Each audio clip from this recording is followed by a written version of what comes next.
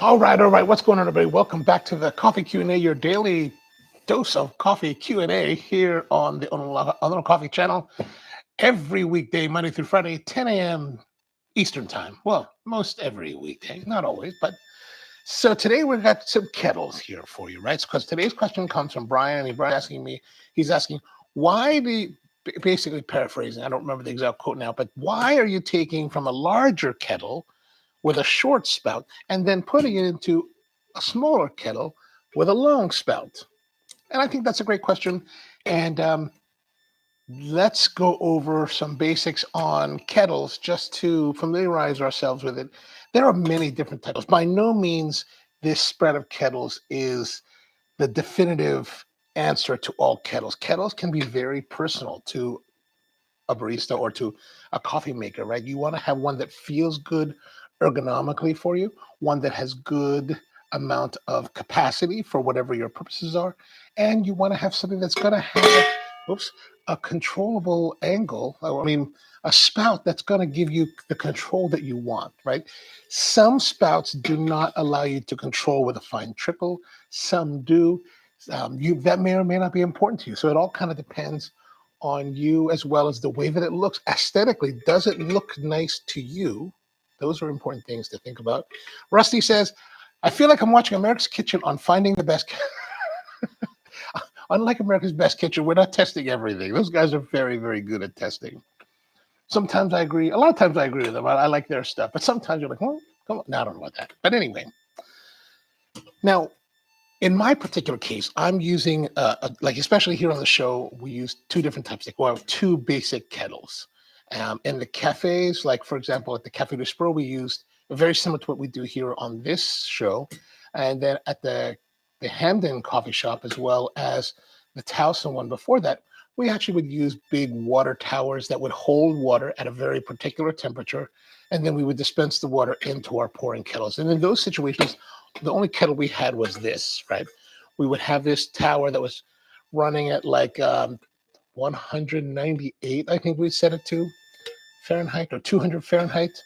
And then we would just dispense the water into the kettle and then use that to pour. Now, in this particular situation, I'm using this kettle. This is a stainless steel boiling kettle.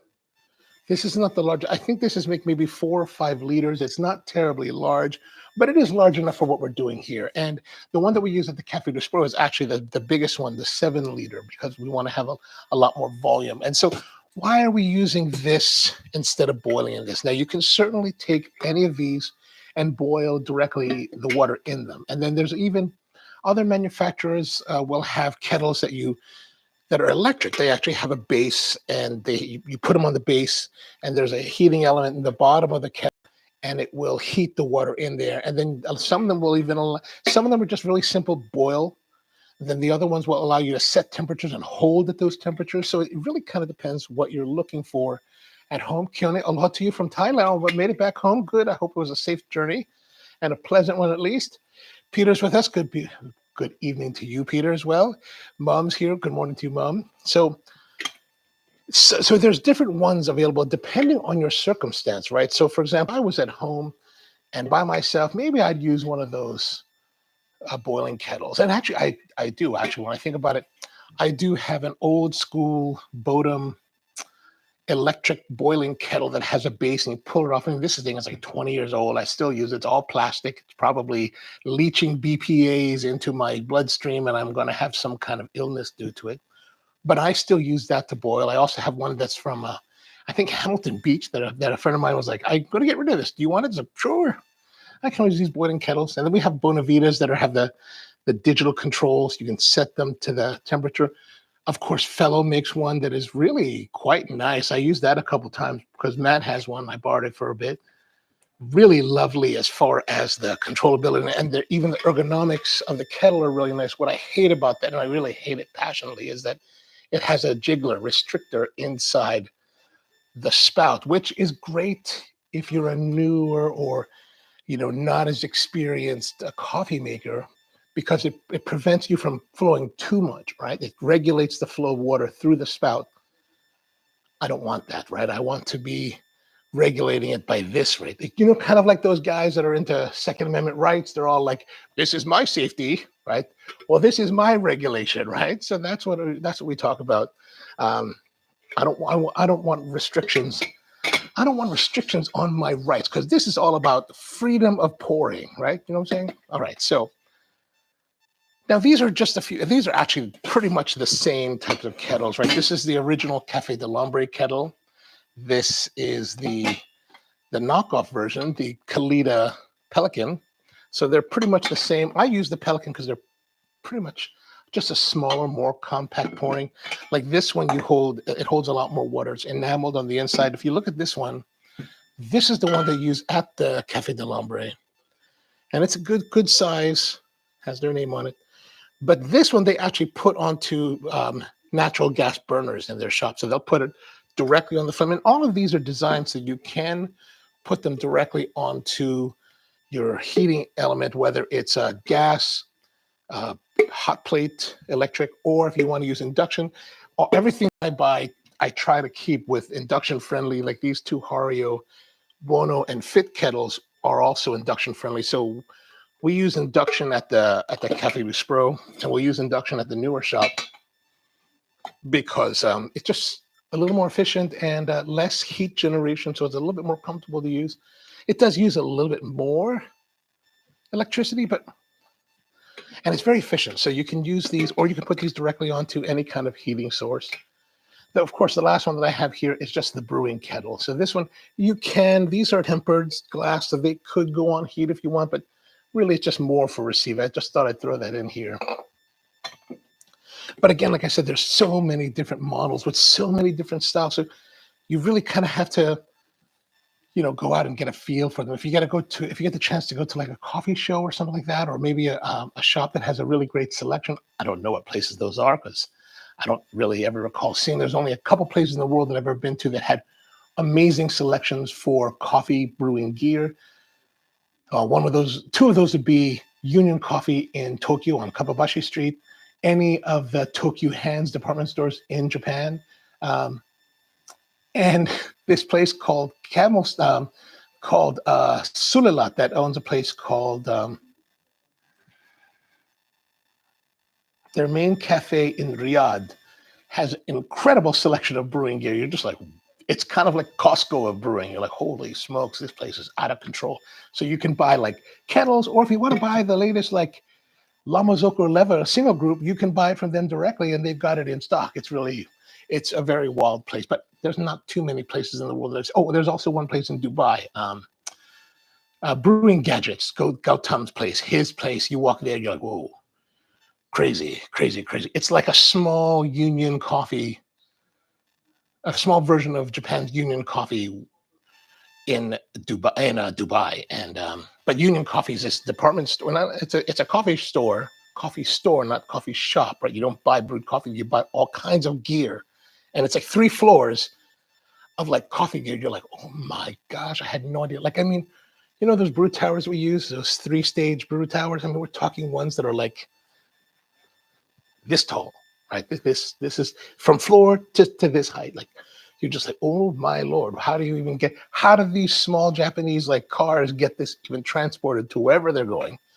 Who knows what that's all about? But anyway, so what are we doing here? Why do we use this? Why do I use a bigger kettle? Mainly because I'm taking the kettle and I want to boil a lot of water. I want to keep a lot of water heated at the ready. So that's why I'm using a very large volume of kettle. So I will take that, right? And let me move some of this out of the way. I won't use all of these. We'll just use the Fit kettle.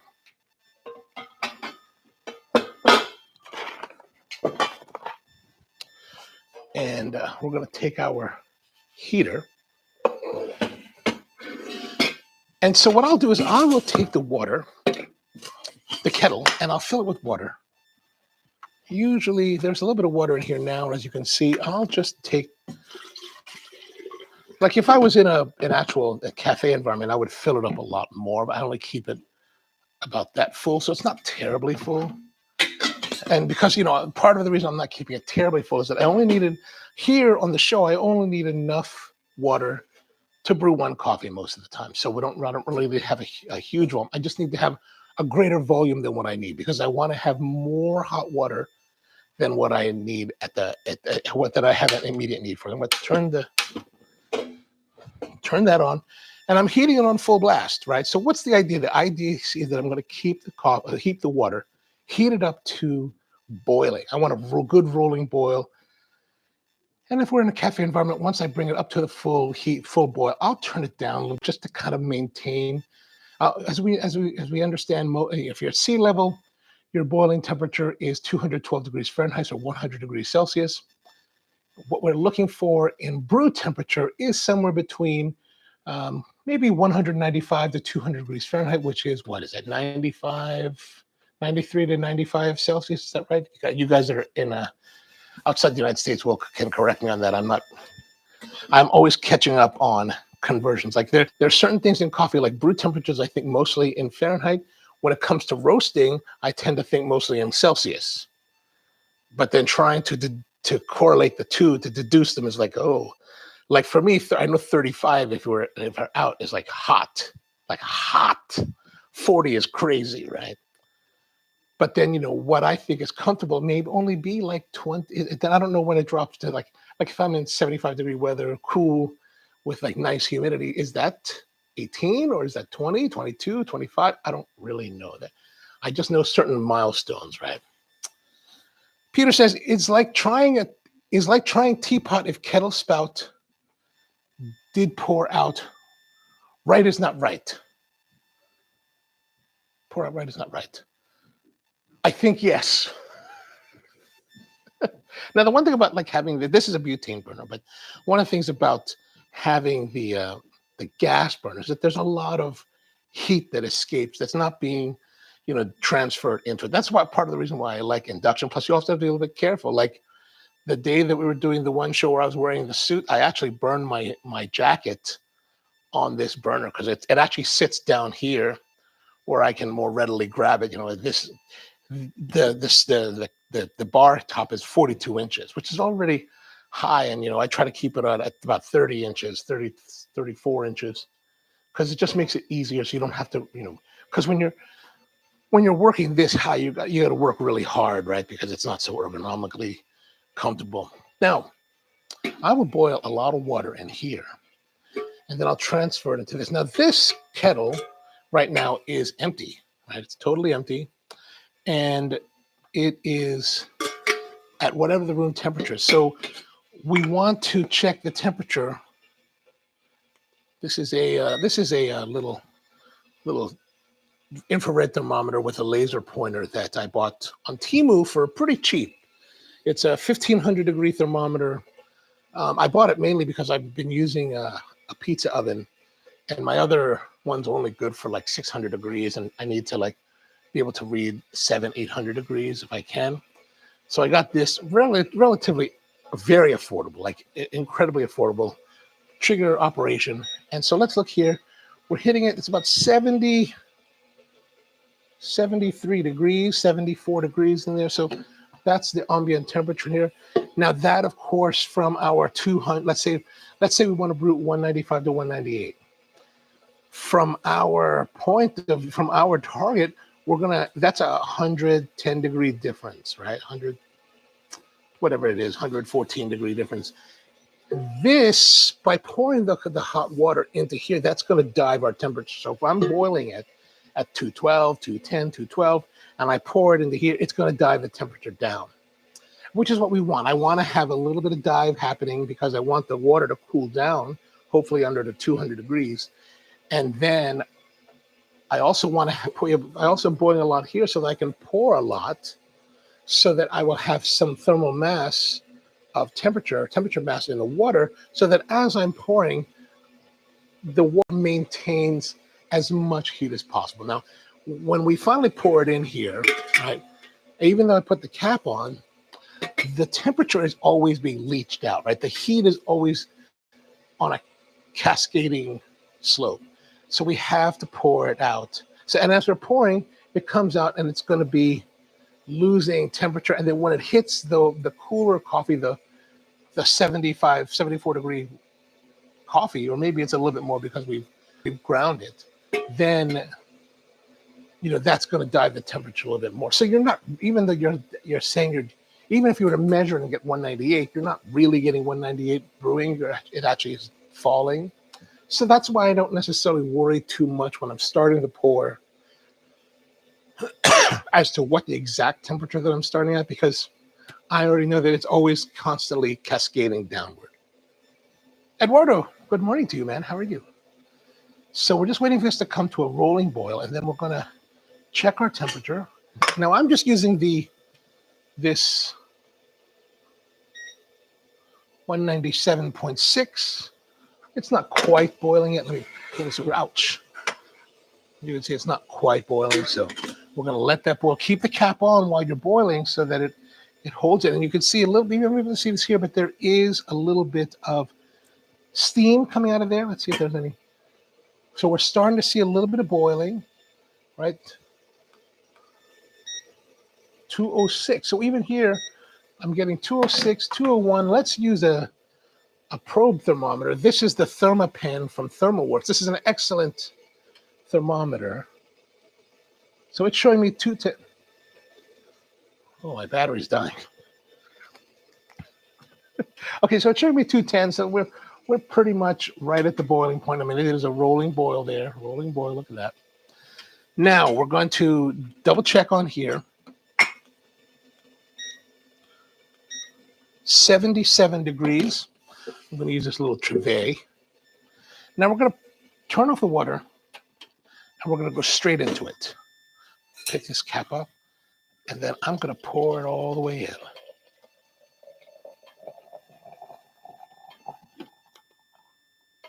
in. So now we're at 183 degrees, 0.4 degrees, right? So that's, that's a fair drop. Actually, that says now here it says 205, 204. I think this is just definitely more accurate. I'm not so worried when I'm measuring the pizza oven whether or not it's if it's a few degrees slightly off. I'm not too worried about it. This one I do want to be a little more concerned, right? So we've got that. So it's cascaded down to 200. Now we can take our time. We don't have to go very fast because we know that it's going to get cooler as we go. Let me see if there's any water in there. No, there's nothing in there. How are we doing now? Now we've fallen under 200 degrees. So now's a great time to start to pour. So once I start to pour, we would be fine. So if you just wait a few seconds, and that's with me leaving the cap on most of the time. And if I'm pausing a little bit oddly, it's because I just realized that I left the computer running in the other room, and I can hear the broadcast just a couple of seconds after I'm saying it. I'm like, I'm confused. All right, so that's kind of how it works. I hope that makes sense into why we do that. Now, when I'm done brewing, I'm going to pour the water back in so that I can, and then I'll always add fresh water to keep it oxygenated. Now, one of the things you want to look at is when you're considering kettles, and let me use this screen here, is how does it pour? How can you control the pour, right? So if I want to drip it, that's what I want. This is kind of what you want for your brewing. Is you want to be able to control how much the flow of the water is. If you want to just do by drips, or if you want to get a nice little stream. Now, this is the kind of thing that you have to practice. It takes a lot of practice to do it. Now, I'm not as precise because I'm actually brewing this, or I'm pouring this at a height higher than I would normally. Like normally I would be pouring about here, right? So I would actually hold it here, which would be below the bar level or right at the bar level. And then I can much more readily control it. But when I have to go up here, my muscle memory is not the same.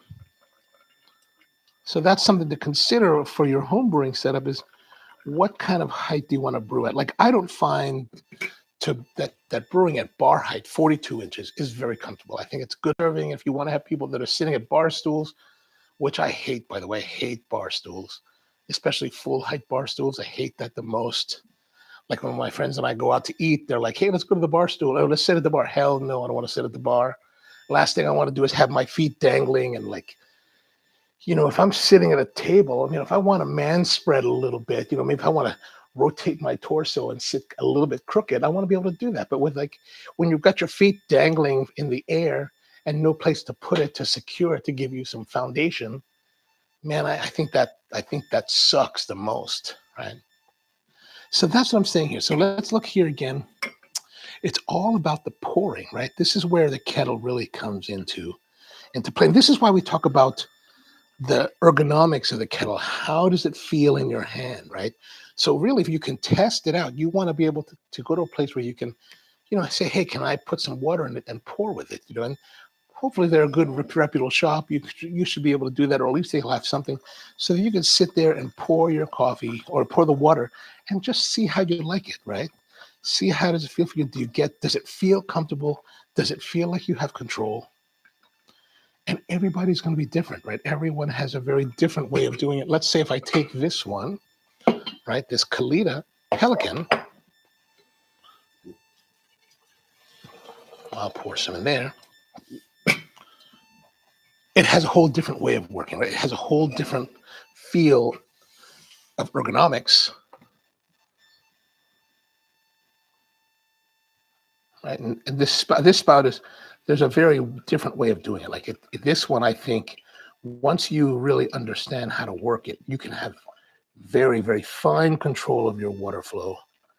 This type of spout was designed by Chudo Sekuchi of Cafe del Hombre, and I think it's probably the most superior of the designs. Now, of course, if you talk to different coffee masters, whether they're anywhere in the world, they will tell you their theories. They'll tell you what they think is amazing and how everybody else is wrong.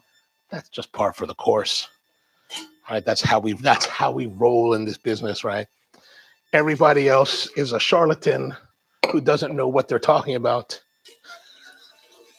I say it too. Why not? Why not?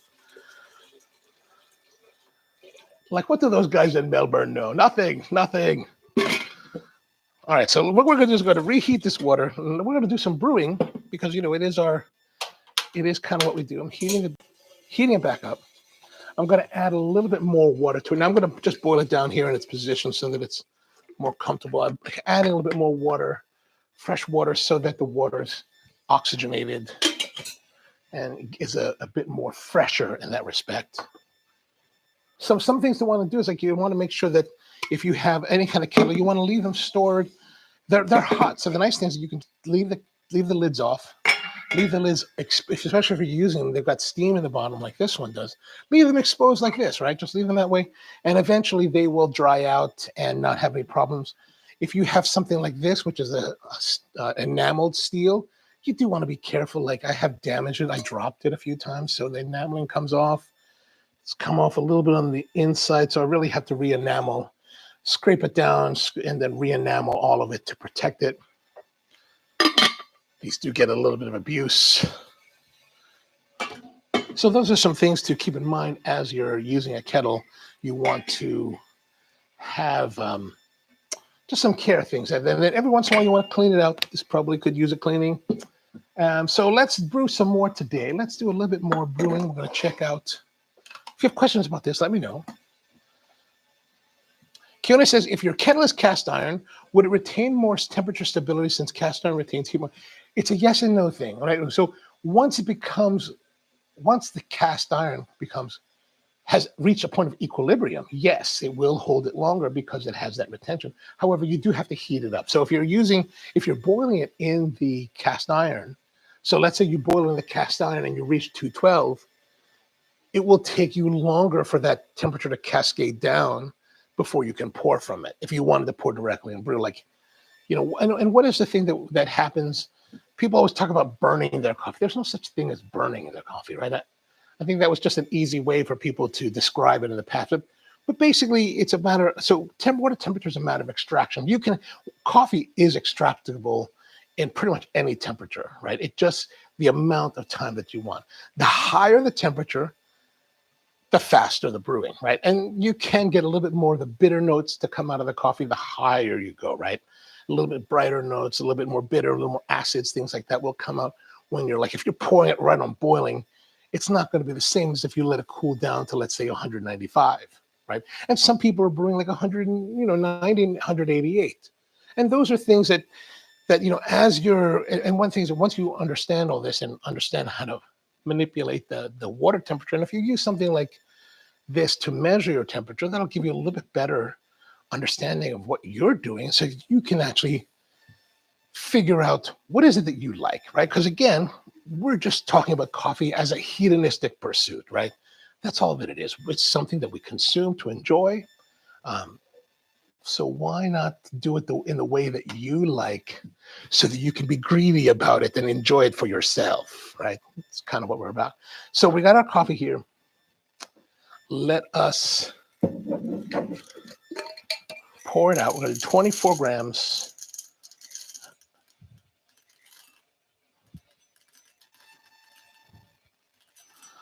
The water has reached a full boil now.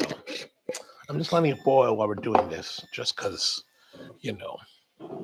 So if you're going to use the cast iron, but now if you use the cast iron as a pouring vessel, right, and you're boiling it elsewhere, you probably will want to preheat the kettle, so it raises the temperature of the kettle, reheat, and then pour more hot water into it. And in that case, once you heat the temperature of the cast iron kettle up, you probably don't want to put boiling water directly back into, because you will have to wait a little bit longer for the temperature to cascade to whatever target temperature you're trying. Or, you'll figure out a workflow that works so that you'll get to that desired temperature point. All right, so let us look here. Let's just see what our bean temperature is. It says our bean temperature is 71.2. Let's grind. And then we're going to see what the coffee temperature is once we get it out of the grinder.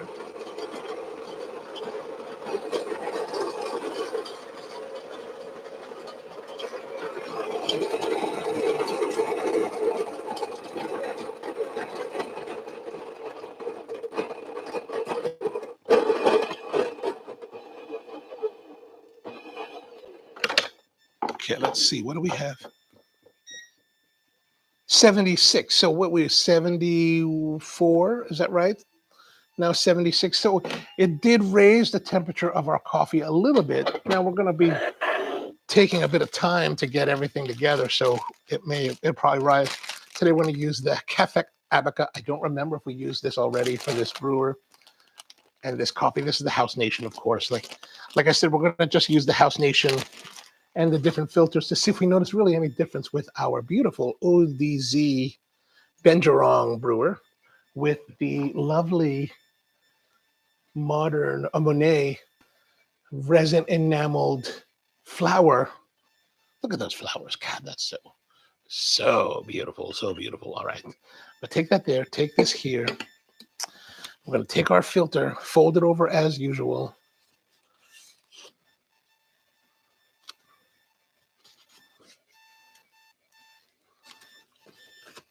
I often wonder when we're doing these live streams, what kind of lag time we're having. I can kind of hear it in the other room, and it doesn't seem like the lag is very long, but I don't know if that's just because of proximity or not. All right, so we've got this here. Let's put our scale on. Let's zoom in a little bit more. How are we doing with the temperature? Still 76. Okay, still 76. Now we're going to, we have a rolling boil happening. Rolling boil. The boil is really rolling. So I'm going to turn off the heat. I'm going to pour a very good amount of water into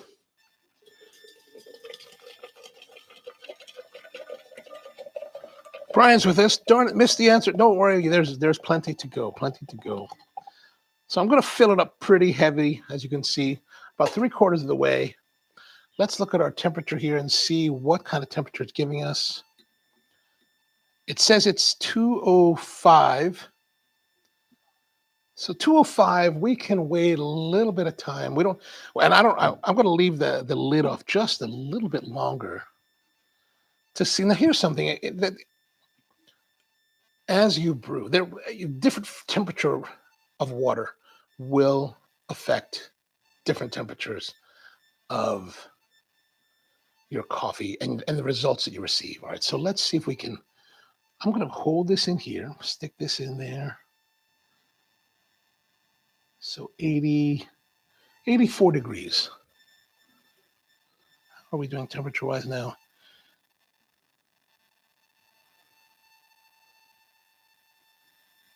We are at 201. 201. So we're going to start to pour. I'm going to put this back in here. We'll put the lid on. And put this here. Start that up.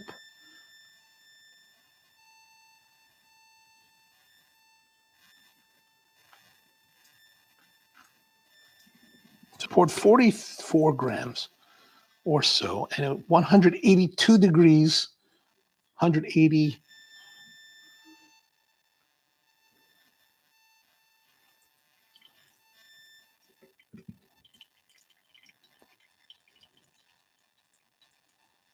So we're seeing 170, 179, 76. As the water's flowing out, it is changing. I'm probably going too fast. 173 degrees.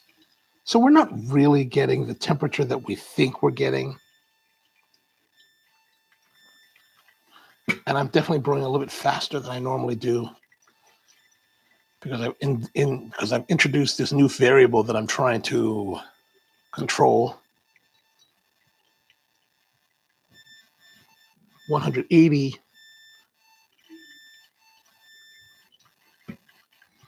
And we're 130 grams at 1 minute 20 seconds.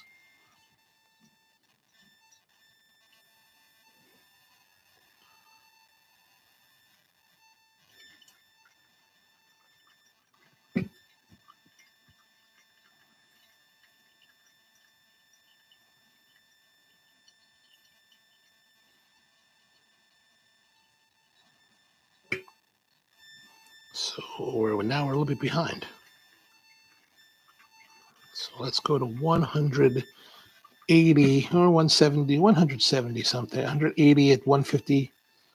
Need to go 187 degrees.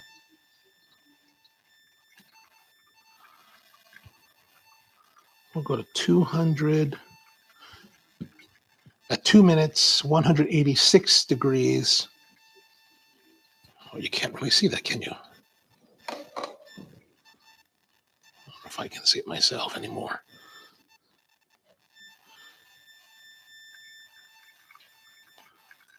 $226. Let's go to what about the 250 grams, 187 degrees at 2 minutes, 30 seconds.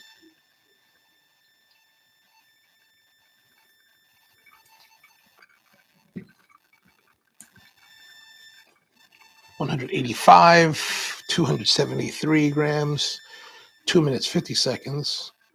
I'm going to push it all the way up to 300 now, 186 degrees, and we're coming up on 3 minutes now.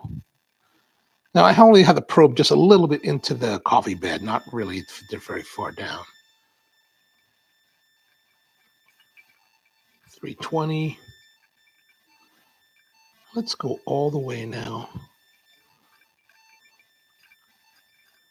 350 degrees. 350 grams at 185 degrees Fahrenheit, and right at 3 minutes 30. Okay, so 185 degrees is where we've ended up with. So it's not, it has cascaded down, and it never really recovers up to the 195 that people talk about. Now, is that definitive? Of course not, because we just did one test so far. But just kind of goes to show that we're not really getting that high temperature. And if you want to go higher, then I would pour the water out into your kettle and start pouring onto the coffee closer to, at a higher temperature, closer to boiling, instead of waiting for it to fall to 200 degrees. Because in that time, we waited the coffee to be right around 201, and then we poured it down. At the very end of our 3 minutes and 30 seconds, we were down the water in the bed of coffee was actually 185 degrees. It had cascaded its way down. So good or bad, I don't know. Let's go taste it and find out.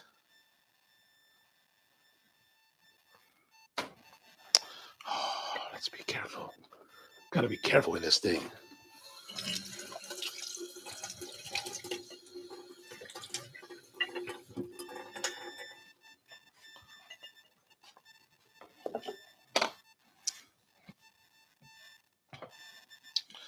All right, there we are. Let's grab our cup here.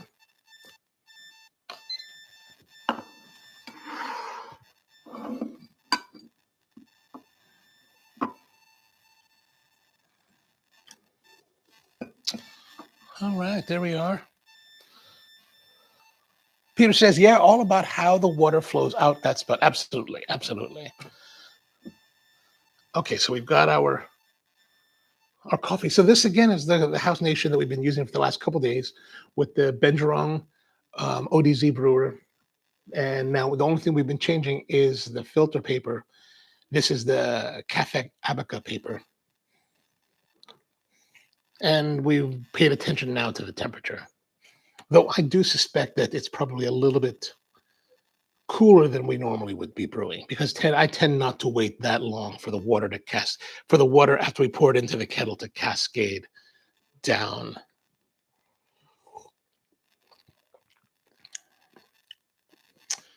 Tastes a little bit cleaner. Feels a little bit cleaner on the palate.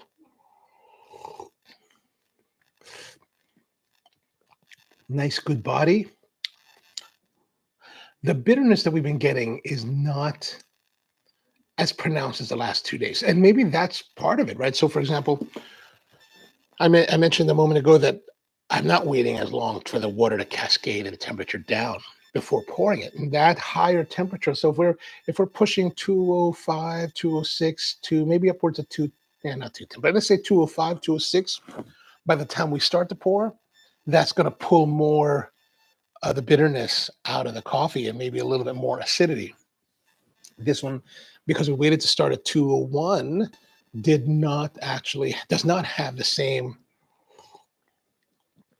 bitter quality as the last 2 days. So that's good to see. A little bit more fruitiness and more of a dry fruity berry than anything else. Oh, it's even better than yesterday. Michael, good morning to you, man. How are you doing?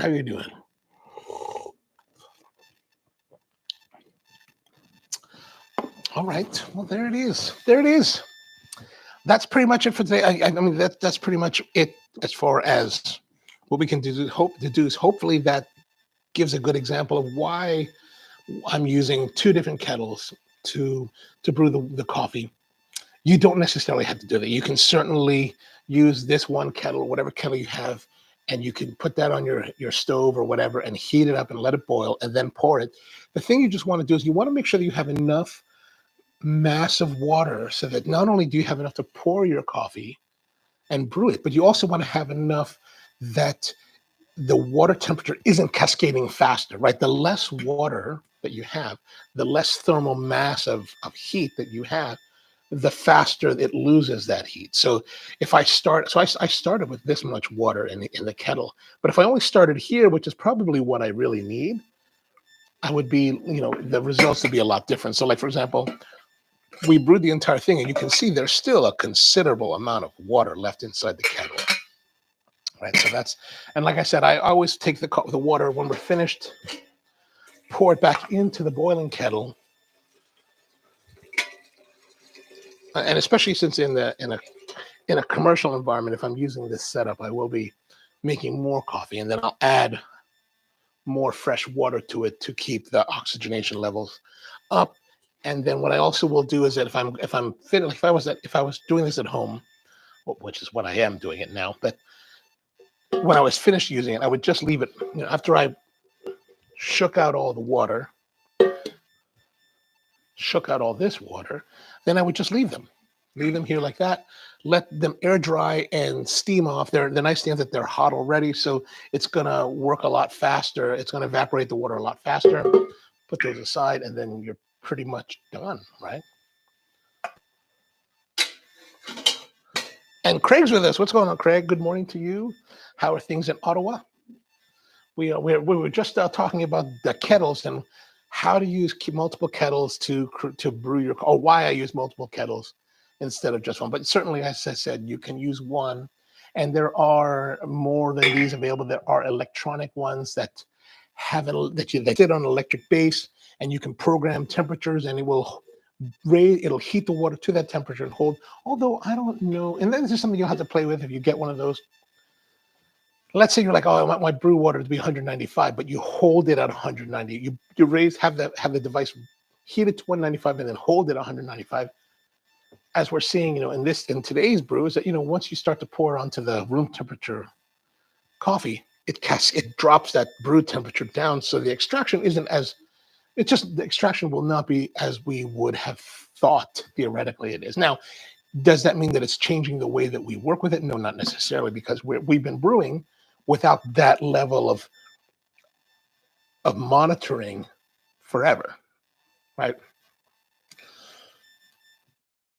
So our result should be relatively the same. Like this, in this case, the result was a little bit better cup because we waited for the coffee water to start to drop to 201 before we started pouring, knowing that we're going to have a cascading of temperature.